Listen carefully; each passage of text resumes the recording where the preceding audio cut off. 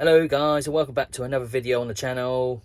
Today we are going to look at the active bait boat, how to charge it correctly, what plug to use, because there's a lot of confusion about people are saying, how do I charge it? Is this amp too high? Is this amp high enough? Etc, etc.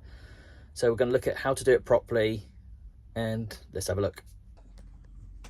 Right, we've got a lead to charge the handset. The lead itself doesn't matter. As long as it's the micro USB that fits into the controller, that doesn't matter. We've got the actual charger for the bait boat. Obviously, all the leads come with it. I don't think that's the original lead that come with it for the handset. I've misplaced that somewhere, but I've got a million of leads, so I know the lead doesn't matter. What matters is the plug you use to charge the controller. Now, they are saying go for, let me try and zoom that in for you if I can get it. Right, you can just about see that. Output 5 volt 1 amp. Hopefully you can see that all right. That is what you need. You don't want 5 volt 2 amp. It needs to be 5 volt 1 amp. Hopefully you pick that up all right there. You can see it on the screen here, so hopefully you can. Now this is like as you can see the state of it, it's just an old iPhone charger. Doesn't matter, it could be a Samsung charger, as long as it says 5 volt 1 amp.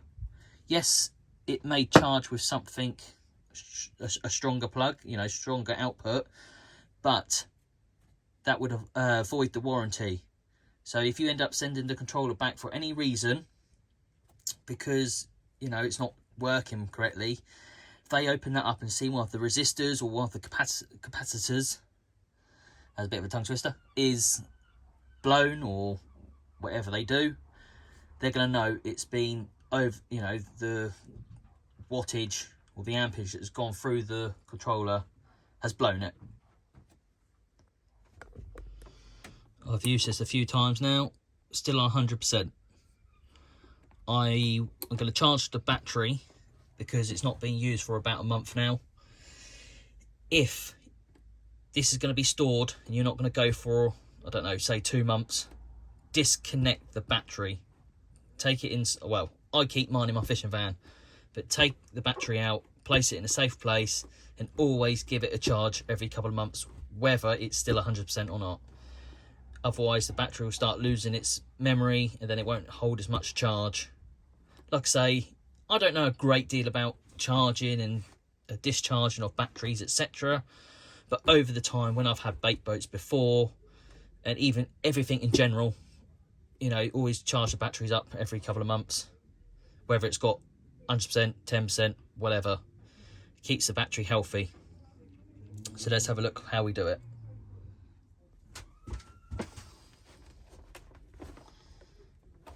Right.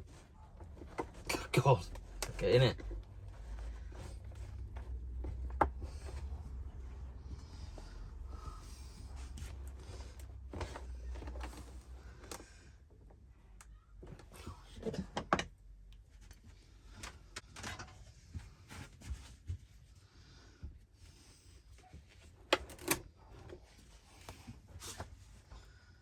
Just created a bit of suction there, I think, from the heat.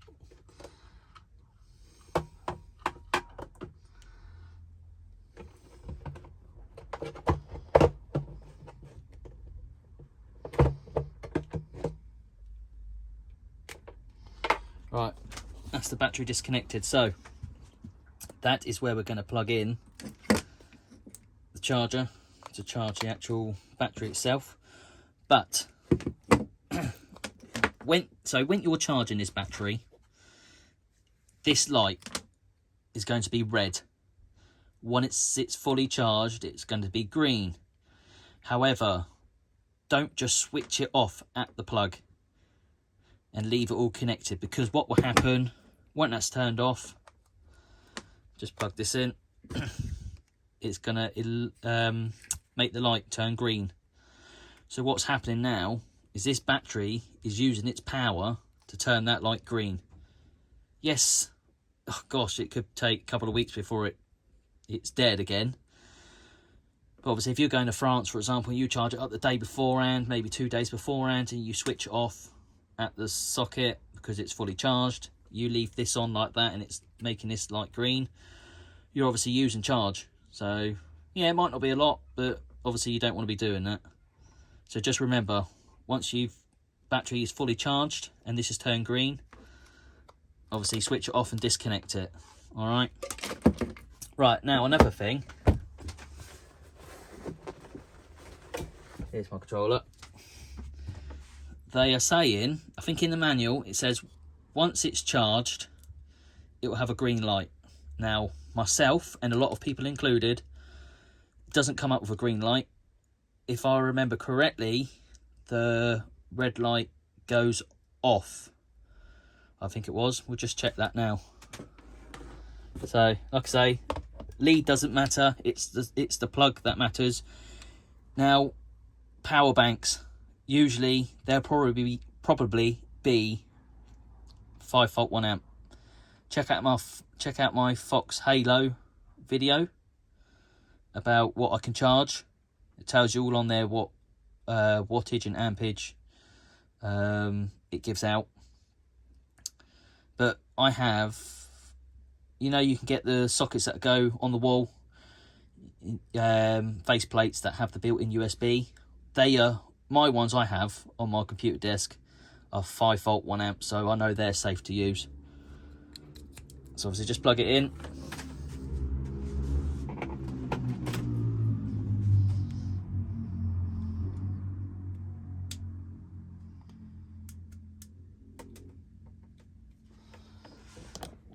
So that is flashing. So actually then what mine does when it is charged, it is a solid red light.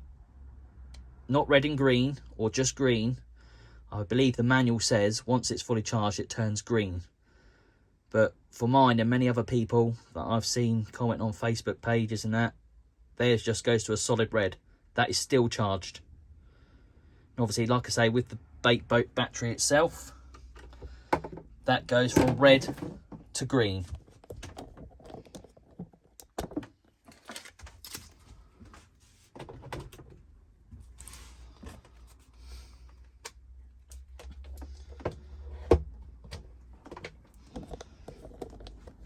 So when you plug it in, it's going to be green to begin with, obviously. Plug it into the battery. I know a lot of people are going to say, oh, you need to plug it into the battery before plugging it into the wall. Yeah, you should do in theory, but I don't.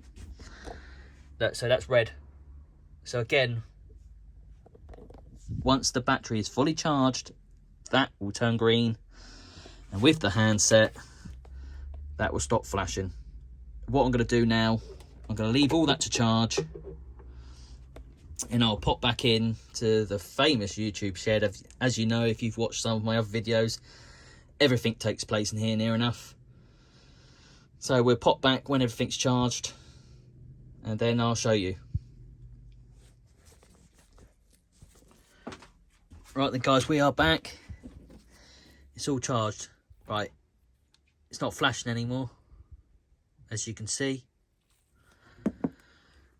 that's now green. So turn that off. Remember, that light is going to stay green because it's now drawing the power from the battery. So make sure we unplug that, unplug it from the battery, and then obviously it's fading out now. That's gone off. So battery's fully charged, and so's the control. There we go, guys. Let's just try and unplug that one-handed. Let's do it two-handed so I don't scratch it all. There we go. So they're both fully charged now. Remember, 5-volt 1 amp is what you need to charge it. If I can get it to focus. Let's try and get a bit of light here. There you go. 5-volt 1 amp. Alright. So there we go, guys. Hopefully that answers a few questions for you about how you charge it, what strength plug you need, what colours it turns when it's finished charging. Like I say, I'm not an expert. That's just what I'm aware of there, what you need to follow. So hopefully it just gives you a heads up anyway. But, you know, you can leave a comment below on how you do yours. If you've been charging yours with anything higher than a 1 amp, leave a comment. Like I say, I'm sure it will, but I wouldn't like to recommend it because obviously I'm not sure what the components in the handset can withhold. That's why I'm sure the limit has been put on 5 volt 1 amp. But, you know, so like I say, give it a thumbs up. Please subscribe. And you can see I've got green gloves on because I've been doing 2 videos in one hit today. We are ceramic coating the bottom of the bait boat, so check out that video. It should be coming out in the next week or so, depending on when this one goes up, or it could be up beforehand, who knows.